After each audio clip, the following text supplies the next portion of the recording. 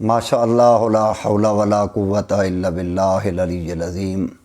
بسم اللہ الرحمن الرحیم۔ الحمد للہ رب العالمین، الصلاۃ والسلام علی اشرف الانبیاء والمرسلین، اما بعد فقد قال الرحمن فی القرآن الکریم۔ بسم اللہ الرحمن الرحیم۔ قل ما یعبأ بکم ربی لولا دعاؤکم۔ خداوند قدوس نے ارشاد فرمایا کہ اے میرا حبیب، میری مخلوق کو یہ پیغام دے کہ اگر تمہارے دعا کے ہاتھ بلند نہ ہوتے تو میں اللہ کبھی تمہاری پرواہ نہ کرتا۔ مناجات شعبانیہ میں سے آج ہمارا دوسرا درس ہے۔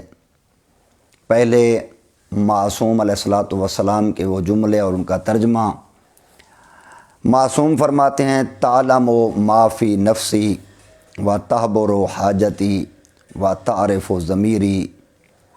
اے اللہ، تعلم ما فی نفسی، جو کچھ میرے دل میں ہے تو ذات جانتی ہے۔ و تحبر حاجتی، اور تو اللہ میری حاجت سے بھی آگاہ ہے۔ و تعرف ضمیری، اور تو میرے باطن سے بھی باخبر ہے۔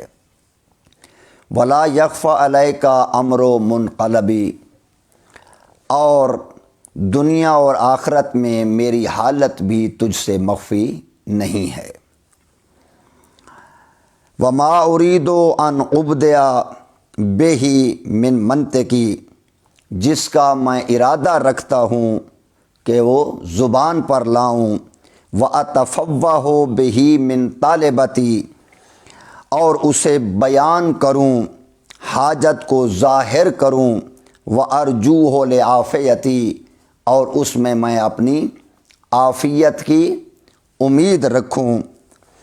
تو حضرت معصوم علیہ الصلاۃ والسلام نے اس دعا میں جو جملے ارشاد فرمائے کہ تعلم ما فی نفسی، اے اللہ تو وہ ذات ہے کہ جو انسان کے دل میں ہوتا ہے اس کو جانتا ہے، حاجات کو بھی جانتا ہے، ظاہر اور باطن کو بھی جانتا ہے۔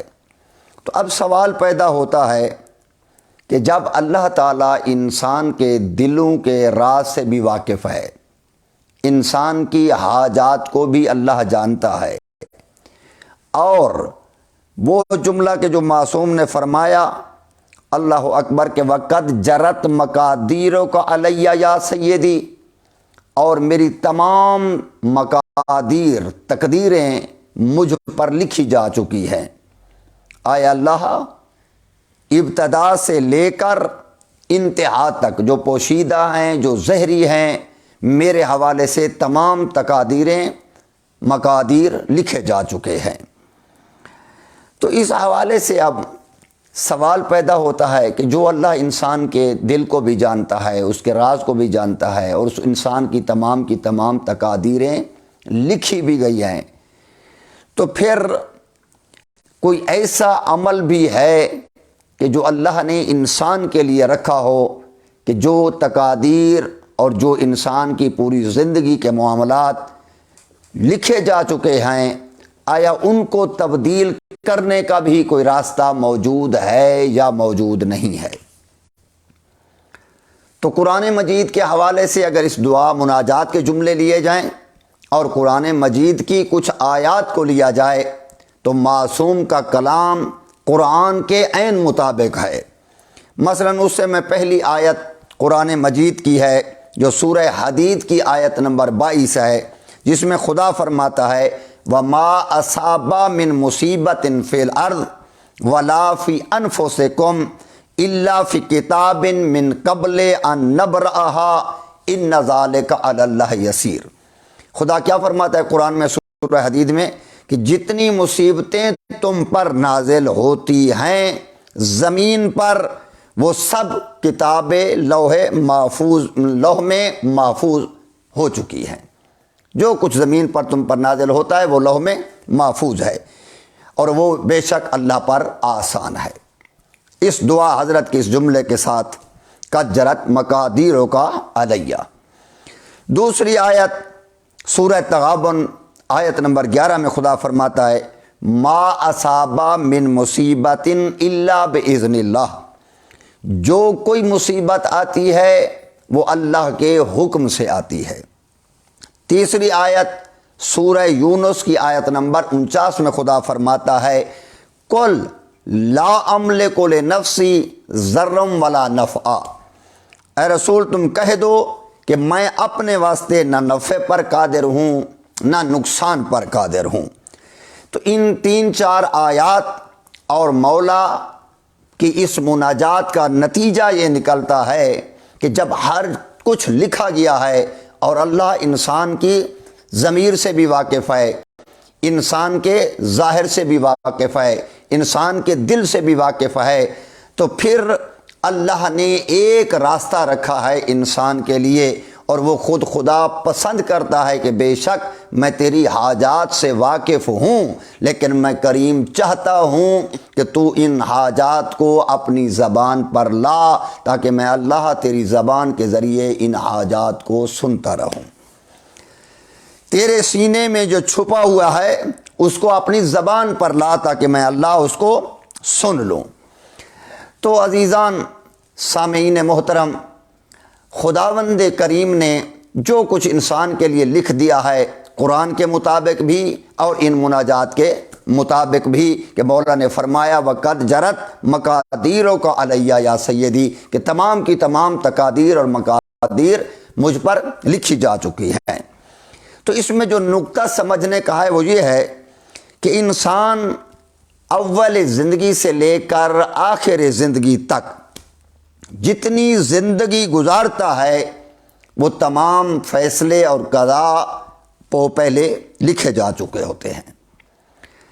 تو اللہ نے ایک ذریعہ رکھا ہے کہ اگر ان کو تبدیل کروانا چاہتے ہو، کہ جو تمہارے لیے لکھا جا چکا ہے ان کو تبدیل کروانا چاہتے ہو، تو وہ ایک ہی ذریعہ ہے جس کا نام ہے دعا و مناجات۔ دعا و مناجات۔ حضرت امام محمد باقر علیہ الصلوۃ والسلام فرماتے ہیں الدعاء یرد القضاء، دعا تمہارے ان چیزوں کو تبدیل کر سکتی ہے جو تمہارے لیے لکھی جا چکی ہیں۔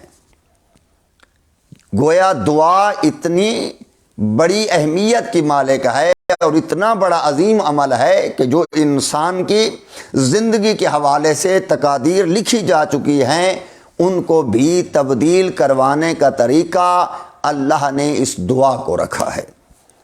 اللہ نے اس دعا کو رکھا ہے۔ تو دعا قضاء الہی میں بہت زیادہ اثر رکھتی ہے۔ دعا ہو، صدقہ ہو، صلہ رحمی ہو، یہ ایسے اعمال ہیں کہ جو انسان کے لکھی ہوئی تقادیر کو بھی تبدیل کر سکتے ہیں، چینج کر سکتے ہیں۔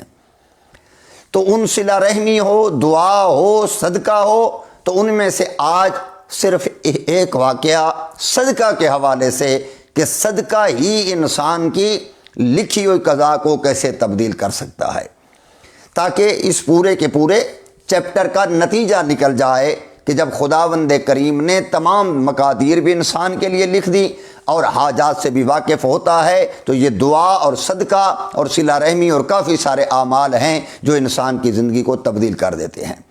حضرت عیسیٰ علیہ السلام کا گزر ہوتا ہے ایک بستی سے، حواری ساتھ ہوتے ہیں، ایک گھر میں شادی ہوتی ہے، تو حضرت فرماتے ہیں کہ جہاں شادی ہو رہی ہے کل اسی دلہن کا اس گھر سے جنازہ نکلے گا۔ حواریوں نے سن لیا، نبی چلے گئے۔ دوسرے دن ایک حواری کسی کام کے حوالے سے اسی بستی میں آتا ہے۔ جب آتا ہے تو اس کو نبی کا وہ فرمان یاد آتا ہے، اس گھر کی طرف جاتا ہے کہ میں اس دلہن کو دیکھوں آیا وہ زندہ ہے یا دنیا سے چلی گئی ہے۔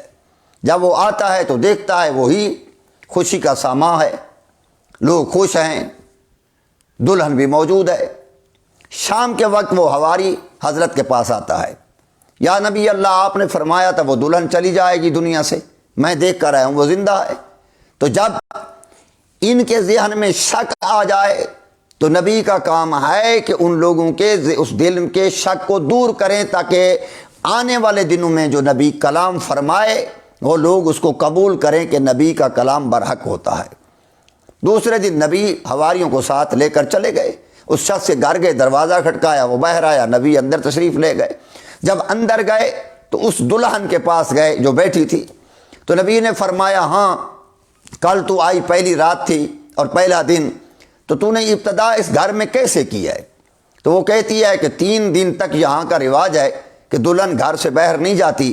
جب صبح میں اٹھی تو گھر والے اپنی خوشیوں میں مصروف تھے، دروازے پہ دق الباب ہوا اور کسی نے آواز دی کہ میں بھوکا ہوں، کوئی کھانا تو کھلا دو۔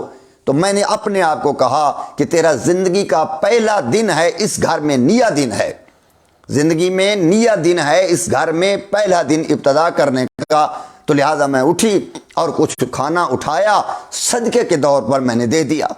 اب اللہ کے نبی نے اس حواری کو کہا کہ جاؤ اس کو ہٹا دو، اور ہٹانے کے بعد اس کا بستر اٹھاؤ۔ جب بستر اٹھایا تو اس کے نیچے ایک اژدہا تھا جو اپنی دم کو اپنے منہ میں لیے ہوئے تھا۔ تو حضرت نے فرمایا اس اژدہا نے اس کو کاٹنا تھا، اس کی موت واقع ہونی تھی، تو جو اس کی لکھی ہوئی قضا تھی اس صدقہ نے اس کی قضا کو تبدیل کر دیا، اور اللہ نے اب اس کو لمبی زندگی عطا کر دی۔ تو سامعین محترم، انسان کے زندگی میں ایسے امور ہوتے ہیں کہ جو انسان کی زندگی کو اور انسان کے لکھی ہوئی مقادیر، جو مولا نے فرمائی دعا مناجات شعبانیہ میں وقت جرت مقادیرک علیہ یا سیدی، تو یہ تبدیل ہو سکتی ہے انسان کی اس زندگی میں وہ اعمال جو اللہ نے ان کو تبدیل کرنے کے لیے لکھے ہیں۔ وَبِيَدِكَ لَا بِيَدِكَ غَيْرِكَ زیادتی و نقصی و ضری، معصوم فرماتے ہیں اے اللہ یہ سب کچھ تیرے ہاتھ میں ہے، تیرے غیر کے ہاتھ میں نہیں ہے۔ زیادتی و نقصی و ضری، میری ان چیزوں کو بڑھانا، ان کو کم کرنا، اور میری جو بھی تکالیف ہیں یہ سب کے سب اللہ تیرے ہاتھ میں ہیں، کسی غیر کے ہاتھ میں نہیں ہے۔ تو اللہ ائمہ معصومین علیہ الصلوۃ والسلام کی ان دعاؤں کو اور ان مناجات کو ہمیں سمجھنے اور ان پر عمل کرنے کی توفیق نصیب فرمائے۔ وما علینا الا البلاغ المبین۔